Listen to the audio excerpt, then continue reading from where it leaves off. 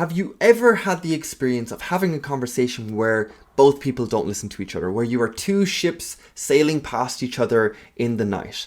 What is that, and how is that possible? That is the topic of today's conversation. First chapter is going to be what is that? Second chapter is going to be what's the alternative? And third is going to be why that's of value. That's not a given answer. That's probably where most of the value in this video is going to be got. But first, let's jump into exactly what is it when we just talk past each other. This is a style of conversation that is good for some things. It belongs in a court. When we speak our stories, I have my story about this moment and you've your story about this moment, and the stories just kind of talk past each other until one dominates because it accounts for more details and it is closer to the truth or whatever else. So again, it belongs in a court. It's great in a court because this is how we kind of figure out the truth as best we can. It's also, like, let's be honest, I enjoy talking about ideas. It's a lot of fun. It can be very entertaining. We watch a movie. I agree with this person. You agree with that person. We argue about why. And eventually we get to some big philosophical question, probably the trolley problem or something like that. So I'm not opposed to this style of conversation in friendships, in relationships. But just know it doesn't build connection. It can be good for getting to the truth. It can be good for entertainment. It can be good for exploring ideas, but it does not build connection.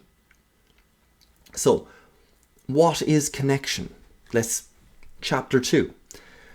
Connection is when that deep, unfinished part of me, that infinitely unfinished part of me, can vulnerably and authentically meet the infinitely unfinished part of you.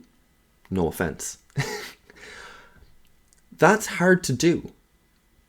So if we think of the first framing, when we talk past each other and the stories go to battle, and at worst, if the stories go to battle and then people get upset and the story collapses, it stops being about which is the more dominant story and it starts becoming about which is the more dominant emotion. That's where all of those issues can lie when you put that style of conversation in the wrong context, or on the wrong topic. It just in the wrong context, the wrong time, the wrong space, at the wrong time. It's the only way I can phrase that. So that can be quite problematic. Anyway, sorry, deviated there slightly. So genuine connection, when that infinitely unfinished part of me can speak to the infinitely unfinished part of you. The difference is, instead of the stories talking past each other and then kind of vying for supremacy, you surrender the actual debate aspect of it. But it doesn't mean you're passive in the conversation at all. It is giving up the debate aspect while remaining totally present. How this is done, apologies for the small bit of abstraction there, but how this is done is that you just automatically take on the other person's framing. So instead of debating about your frame or their frame, how you see the world versus how they see the world, you simply take on their framing and see how it feels. Now, this is where it gets tricky. This is where so many problems come into this. Okay, so there's two ways this can go wrong. One, you take on their framing and you say, like, I just got a promotion. I just succeeded somehow. I just went on holidays. And the other person's response is, I got a promotion last week and I just succeeded there a while back, or I did something else. And it becomes a competition between success stories. So I'm joking here, but essentially one way it can go wrong is if you mirror. If you take it on and then try to reflect it on your own story, that is not you taking on their framing. That is you just listening and then kind of playing tennis, bouncing something back from your story. And then they might do the same. So that's a back and forth. And it's pleasant, it's not debating, but it's just not genuine connection. Okay, the second way this can go wrong is if you take on their framing, but you also take on their first person perspective. I went on holidays, and so we'll stick with holidays. I'll get on to something a little bit more challenging to really pull this apart, but I'll keep it upbeat for a second here. I went on holidays. Ooh, I've heard that something was fun. Your friend is a active type. Ooh, I've heard that, like, they have good cycle tracks there. They have good mountains there. And you kind of just tee it up to let them kind of tell their story. That's you being a bit too passive in that regard. And in the worst cases, if you think, so the hardest topic to talk about is grief. This is when something is lost.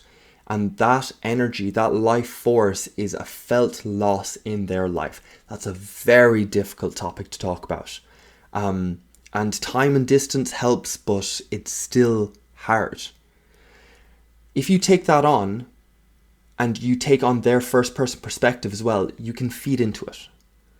As in, oh yeah, I remember you really missed this part, and I remember you had this connection. And again, this can help the person open up, but it can also be a bit intrusive. And I don't mean that it might feel intrusive, but I don't want to use the word indulgent either. But it's not as supportive as it could be. Maybe it's not a bad thing, but it's just a lesser good thing. So even in that case, the way to manage this is that you take on the framing and you actually feel it. What comes up for you? Because you can only ever offer your experience, because genuine connection is the unfinished part of you meeting the unfinished part of them. That's the genuine connection. So the unfinished part of you has to be in this equation. For those two ships not to sail past each other, for genuine connection to happen, your unfinished part has to be vulnerable and authentic. You take it on whole. So we'll do grief briefly. I do not want to stick on it too long because it's very personal to all of us. But I can feel that in my chest, in my shoulders. That, like, my stomach just drops. I'm like that. That brings up some stuff for me. I can remember when this came up, but I can only imagine what you're going through. I can, like, this, that's the style, that's the kind of best case scenario, I think. Let's bring it back up. Let's bring it back up to holidays. Rough transition, I know, sorry. But I went on holidays. Okay, I take on your framing, and that must have been amazing. And you actually take a moment. This is important. Take a moment. Really take on the framing. Just visualize it. Imagine it. Use your imagination. What would how does that land for me? Man, I'd have to try the food. And that's you. That's what's coming up for you. Or I'd love to be at those beaches. I'd love to go hiking, or the architecture, or what are the people like? Genuine things. Like, when you try that on, what comes up? That is how you make genuine connection. So, with all of that said, so what not to do is talk past each other and just let the stories battle out. Yes, you can get to truth. Yes, you can be entertained. Yes, you can explore ideas. But it's all headspace. To get to the heart space, to get to the genuine connection, you have to try on the framing. Do not simply try it on and then reflect back one of your own experiences. That can happen, but just don't let it be automatic. Or try on the framing and have that first person perspective where you're trying to imagine their perspective in the framing. You try it on and you see how it feels for you. You include yourself in this equation. That is how you get genuine connection. So, chapter number 3. Why is this of value? Okay, so hopefully some part of you resonates with this. Hopefully some part of you is just like, yeah, that speaks to me for whatever reason. Great. But I'm on about bigger.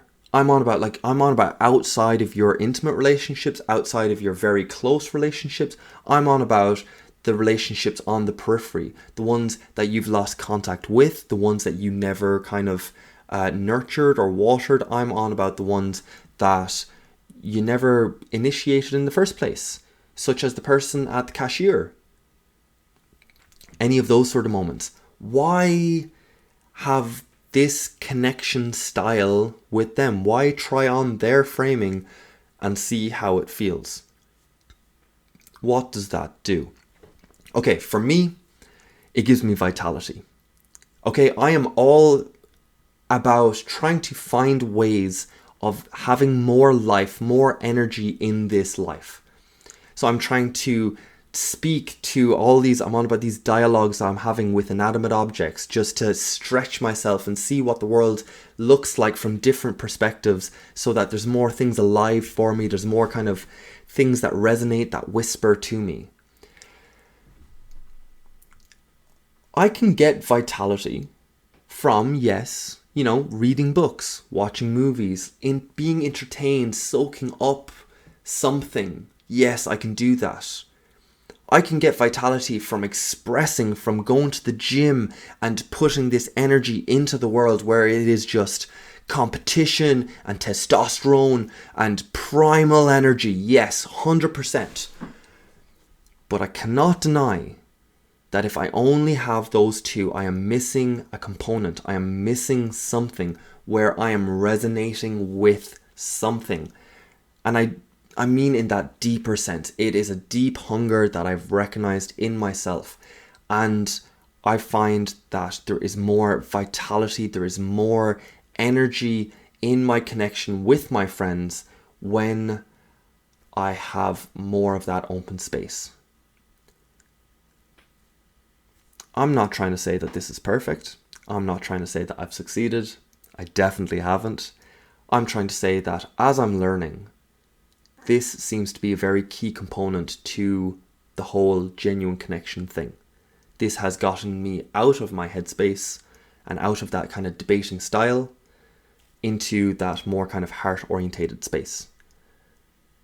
Now, trying to foster a culture and foster a personality and foster a kind of environment that brings this out in me and makes me think of this hunger that I have more often in the space, because there's no point being hungry afterwards at nighttime when it's late and you're just like, man, I wish I talked to more people and I'm so sad because I don't have genuine connection. Like, yeah, I know.